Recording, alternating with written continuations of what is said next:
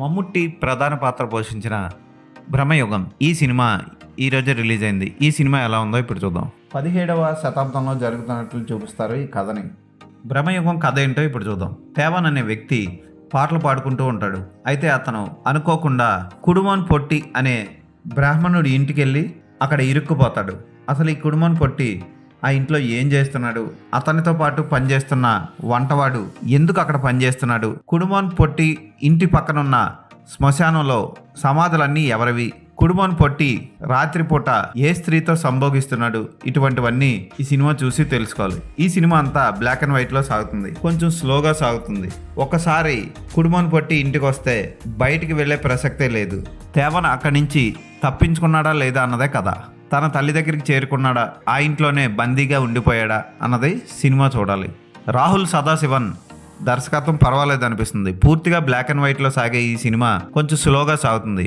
మలయాళం సినిమాలు అలవాటు ఉన్న వాళ్ళు ఈ సినిమాని చూసి భరించగలరు. తెలుగు ప్రేక్షకులకు మాత్రం ఈ సినిమా జీర్ణం కావడం కొంచెం కష్టమనే చెప్పాలి. ఫోటోగ్రఫీ బాగుంటుంది, బ్యాక్గ్రౌండ్ మ్యూజిక్ కూడా బాగుంటుంది. ముఖ్యంగా తేవన్ పాత్రలో అర్జున్ అశోకన్ యాక్షన్ బాగుంటుంది.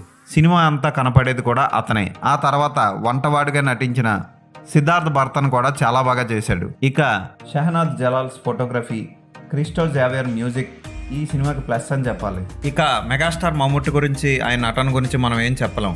అద్భుతమైన నటుడు ఆయన. ఆయనకి ఇచ్చిన మేకప్ కూడా అదిరిపోతుంది. గారపట్టిన పళ్ళతో, పొట్టతో కుర్చీలో కూర్చొని చేతి కర్రతో దడదడలాడించాడు సినిమాలో. అద్భుతమైన నటుడు మమ్ముట్టి. అసలు ఇటువంటి పాత్రను ఎంచుకోవడం చాలా సాహసం అనే చెప్పాలి. క్లైమాక్స్ కూడా మనం ఊహించిందే జరుగుతుంది.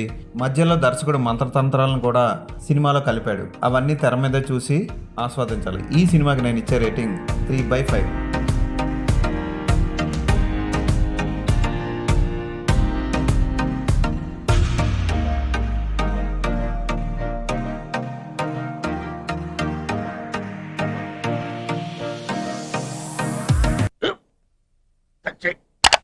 స్కూల్ బెంచ్ లాగా ఎంత గట్టిగా ఉందోరా.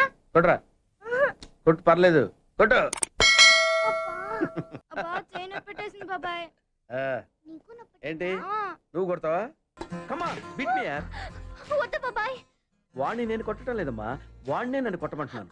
నువ్వేం కంగారు పడక్కర్లేదు. అడుగుతావేంటి?